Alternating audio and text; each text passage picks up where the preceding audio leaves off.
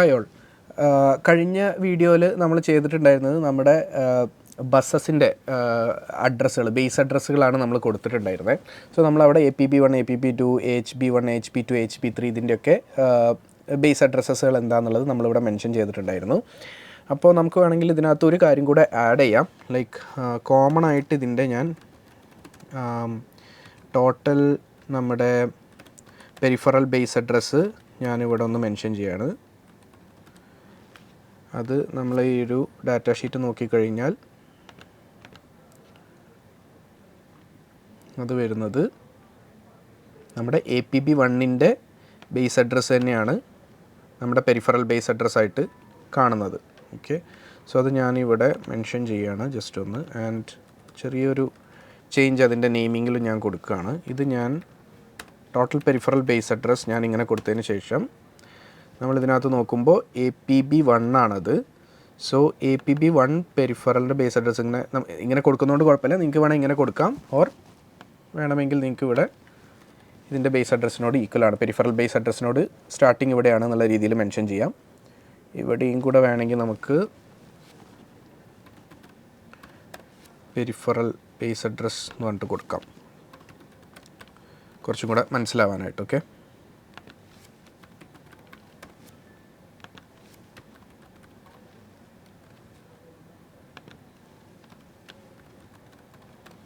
കൊടുത്തു. സോ ഒന്നും കൂടെ ക്വിക്കായിട്ടത് മനസ്സിലാവും. ഇനി അടുത്തതായിട്ട് നമ്മൾ ചെയ്യാനായിട്ട് പോകുന്നത് ഈ ഓരോ ബസ്സിലുള്ള പെരിഫറൽസ് ഏതൊക്കെയാണ് എന്നുള്ളത് ഐഡൻറ്റിഫൈ ചെയ്ത് അതിൻ്റെ ബേസ് അഡ്രസ്സുകളാണ് നമ്മൾ ആഡ് ചെയ്യാനായിട്ട് പോകുന്നത്.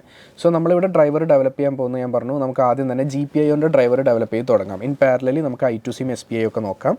സോ നമുക്ക് മെയിനായിട്ട് നമ്മളിവിടെ കോൺസെൻട്രേറ്റ് ചെയ്യുന്നത് GPIO, I2C, SPI, USART അങ്ങനത്തെ കാര്യങ്ങളായിരിക്കും. അപ്പോൾ നമുക്ക് വീണ്ടും ഇതിനകത്തോട്ട് പോവാം. എന്നിട്ട് ഈ ഓരോ ബസ്സിനകത്തും എന്താണ് ഉള്ളത് എന്നുള്ളത് ഒന്ന് ക്വിക്കായിട്ട് ചെക്ക് ചെയ്യാം. സോ ഇവിടെ നിങ്ങൾ നോക്കുകയാണെങ്കിൽ ഇത് സ്റ്റാർട്ടിങ് ഇവിടെ HB3 വെച്ചിട്ട് ഇവിടെ പറയുന്നുണ്ട്, അതിനകത്ത് എന്തൊക്കെയാണുള്ളത്. അതേപോലെ തന്നെ HB2 എന്താ ഉള്ളത്, HB2 ഇവിടെ എന്താ ഉള്ളത്, HB1 ഇവിടെ കൊടുത്തിട്ടുണ്ട്. അതേപോലെ തന്നെ IS. അപ്പോൾ നമ്മുടെ GPIOs എല്ലാം വന്നിട്ടുള്ളത് HB1 ബസ്സിനകത്താണ് വന്നിട്ടുള്ളത്. സോ ഓരോ GPIOൻ്റെ ബേസ് അഡ്രസ്സും ഇവിടെ മെൻഷൻ ചെയ്തിട്ടുണ്ട്. സോ നമുക്ക് ആദ്യം തന്നെ GPIOൻ്റെ ബേസ് അഡ്രസ്സുകൾ മെൻഷൻ ചെയ്തിട്ട് പോവാം. ഓക്കെ, ഞാൻ ആദ്യം ഡിഫൈൻ ചെയ്യാൻ പോകുന്നത് GPIO-Aയുടെ ബേസ് അഡ്രസ്സാണ്. ഞാൻ ഇതിനകത്തോട്ട് പോയി അവിടെ #define GPIO-A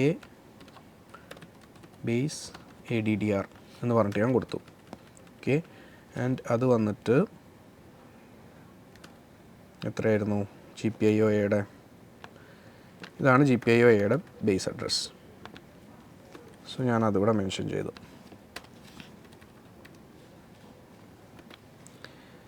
ഇനിയും എനിക്ക് കുറേ GPIOs ഉണ്ട്, അതുകൊണ്ട് ഞാനത് കോപ്പി ചെയ്യാണ്.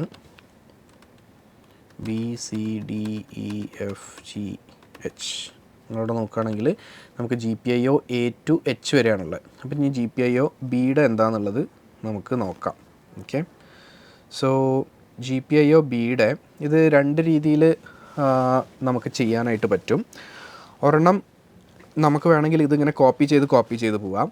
അതല്ല എന്നുണ്ടെങ്കിൽ നിങ്ങളിവിടെ നോക്കുകയാണെങ്കിൽ നിങ്ങൾക്ക് മനസ്സിലാവും GPIO-Aയുടെ ബേസ് അഡ്രസ് 40020000 എന്ന് പറയുന്നത് ബേസിക്കലി HB1ൻ്റെ, നിങ്ങളിവിടെ നോക്കുകയാണെങ്കിൽ HB1ൻ്റെ ബേസ് അഡ്രസ്സിനോട് ഈക്വലാണ്. ഓക്കെ, HB1ൻ്റെ ബേസ് അഡ്രസ്സും അത് തന്നെയാണ്. ആൻഡ് ഇതിനകത്തുനിന്ന് ഒരു ഓഫ്സെറ്റ് കൂടി പോകുമ്പോഴാണ്, അതായത് 0H400 എന്ന് പറയുന്ന ഓഫ്സെറ്റ് കൂടി വരുമ്പോഴാണ് ഓരോ GPIOയും പോയിട്ടില്ലേ. അതായത് ഇതിൻ്റെ ബേസ് അഡ്രസ്സ് ഇതാണ് നമ്മുടെ HB ബസ്സിൻ്റെ ബേസ് അഡ്രസ്സ്, HB1 ബസ്സിൻ്റെ ബേസ് അഡ്രസ്സ്. ഇതിൻ്റെ ഒപ്പം 0400 ചേർക്കുമ്പോഴാണ് GPIO-Bയുടെ ബേസ് അഡ്രസ്സ് വരുന്നത്. അതിൻ്റെ കൂടെ വീണ്ടും 0400 ചേർക്കുമ്പോഴാണ് GPIO-Cയുടെ ബേസ് അഡ്രസ്സ് വരുന്നത്. അപ്പോൾ ഇങ്ങനെ ഓഫ്സെറ്റ് കൂടി വരുമ്പോഴാണ് എന്ത് സംഭവിക്കുന്നത്, ഓരോ GPIO പോർട്ടിനകത്തോട്ടും നമുക്ക് എത്താനായിട്ട് സാധിക്കുന്നത്. അപ്പോൾ ഇതിങ്ങനെ കൊടുക്കുന്നതിന് പകരം നമുക്കൊരു വേറൊരു രീതിയിലും കൂടെ ഇതിനെ കൊടുക്കാം. വേണമെങ്കിൽ ഇത് ഞാൻ പറഞ്ഞു HB1 ബസ്സിലാണ് ഇതുള്ളത്. സോ ഞാൻ HB1 ബസ്സിൻ്റെ പെരിഫറൽ ബേസ് അഡ്രസ്സ് ഇവിടെ എടുത്തു. ആൻഡ് പ്ലസ് ഞാനൊരു ഓഫ്സെറ്റ് ആഡ് ചെയ്യാണ്. പ്ലസ് ഒരു ഓഫ്സെറ്റ്. ഇപ്പോൾ ഇത് അതുതന്നെ ആയതുകൊണ്ട് ഞാനിത് 0H00 0 എന്ന് പറഞ്ഞിട്ട് ഞാനിവിടെ കൊടുക്കണം, അല്ലെങ്കിൽ 0H000 എന്ന് പറഞ്ഞിട്ട് കൊടുക്കണം. ഓക്കെ, അപ്പോൾ ഇനി ഇതൊക്കെ നമുക്ക് ഓക്കെ, അപ്പോൾ ഇവിടെ വരുമ്പോൾ എങ്ങനെ വരിക എന്നുള്ളത് നോക്കാം. ഇവിടെ വരുമ്പോഴത്തേക്കും ഇത് നമ്മുടെ GPIO-Bയുടെ ബേസ് അഡ്രസ്സാണ്. സോ GPIO-B നമ്മൾ നേരത്തെ കണ്ടിട്ടുണ്ടായിരുന്നു, ഇതേ +400 ആണ് നമ്മൾ ചേർക്കേണ്ടത് അല്ലേ. ഇവിടെ നോക്കിക്കഴിഞ്ഞാൽ ഇതേ +400 ചേർത്താൽ GPIO-B ആവും. ഞാൻ അടുത്തതിൻ്റെ ഓഫ്സെറ്റ് 800 ആണ്. ഓക്കെ, സോ അഗെയിൻ ഞാനിത് കോപ്പി ചെയ്തു, +0H800 and this will be GPIO-C. and അടുത്തത് വരുമ്പോൾ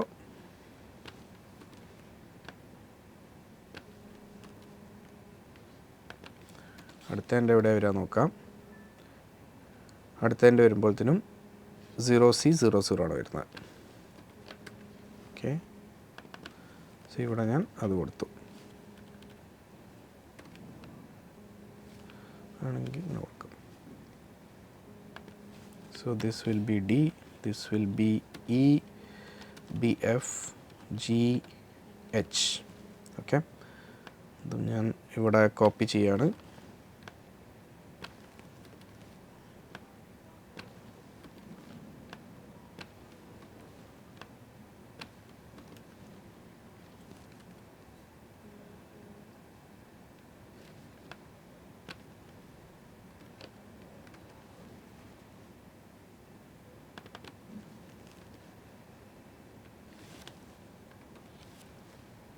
ഒരു 4 ഡിജിറ്റ് വേണമെങ്കിൽ അവിടെ എല്ലാം ഒരു 0 കൂടെ ആഡ് ചെയ്യാം.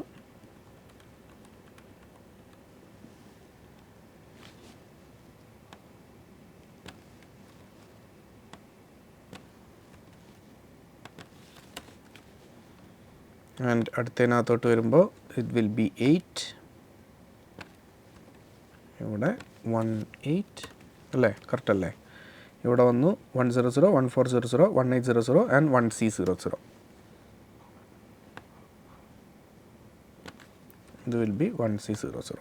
അവിടെ ഓൾറെഡി C ഉണ്ടായിരുന്നു. Okay, 1C00. അപ്പോൾ നമ്മളിപ്പോൾ GPIO-Aയുടെ ബേസ് അഡ്രസ്സുകളെല്ലാം നമ്മളിവിടെ കൊടുത്തിട്ടുണ്ട്. ഇതേപോലെ നമുക്ക് ഒരുപാട് ബേസ് അഡ്രസ്സുകൾ വേറെ കൊടുക്കാനുണ്ട്. അപ്പോൾ അടുത്ത വീഡിയോ നിങ്ങൾ കാണുന്നതിന് മുമ്പ് നിങ്ങളൊരു കാര്യം ചെയ്യുക, ഇതേപോലെ തന്നെ HP1 വേറെയും കുറേ രജിസ്റ്റേഴ്സ് ഉണ്ട്. അപ്പോൾ ഇവിടെ നിങ്ങൾ നോക്കുകയാണെങ്കിൽ RCC ഉണ്ട്, CRC ഉണ്ട്, SI. ഇതൊക്കെ നിങ്ങൾക്ക് വേണമെങ്കിൽ, ഇതൊക്കെ APB2 ആണ്. അപ്പോൾ ഇതൊക്കെ നിങ്ങൾക്ക് വേണമെന്നുണ്ടെങ്കിൽ ഇതൊക്കെ നിങ്ങൾക്ക് മെൻഷൻ ചെയ്യാം. HB1 എന്തൊക്കെ ഉണ്ടോ അതൊക്കെ നിങ്ങൾക്ക് മെൻഷൻ ചെയ്യാം. അതേപോലെ തന്നെ APB2, APB3, APB2, APB1 ഒക്കെ ഇവിടെ ഉണ്ട്. അതിൻ്റെയും കൂടെ ബേസ് അഡ്രസ്സുകൾ നിങ്ങളൊന്ന് മെൻഷൻ, അതിനകത്തുള്ള പെരിഫറൽസിൻ്റെ ബേസ് അഡ്രസ്സും കൂടെ ആ C ഫയലിനകത്ത് ആഡ് ചെയ്യുക. ഫോർ എക്സാമ്പിൾ I2C1 നിങ്ങൾക്ക് ആഡ് ചെയ്യേണ്ടതുണ്ടെങ്കിൽ #define I2C1 base address = APB1 base address plus ഒരു ഓഫ്സെറ്റ് ആയിരിക്കും. ഇതായിരിക്കും ആ ഓഫ്സെറ്റ്. ഇപ്പോൾ നിങ്ങൾ നോക്കുകയാണെങ്കിൽ APB1 സ്റ്റാർട്ട് ചെയ്യുന്നത് ഇതിനകത്തു നിന്നാണ്. അതിൻ്റെ കൂടെ ഈ ഓഫ്സെറ്റ് ചേർക്കുമ്പോഴായിരിക്കും I2C1 വരിക. സോ ദാറ്റ് ഇതിനകത്തു നിന്നുള്ള ബാക്കി ഉള്ളതും കൂടെ ഫില്ല് ചെയ്യാൻ, നമുക്ക് കുറച്ചധികം ഫില്ല് ചെയ്യാനുണ്ട്. സോ ഇതൊന്ന് റെഫർ ചെയ്തിട്ട് ഒന്ന് ഫില്ല് ചെയ്തേക്കാം. അപ്പോൾ ഇതൊന്ന് ഫില്ല് ചെയ്തിട്ട് വരിക. നമുക്ക് അടുത്തൊരു വീഡിയോയിൽ നമുക്ക് വീണ്ടും കാണാം. താങ്ക്സ്.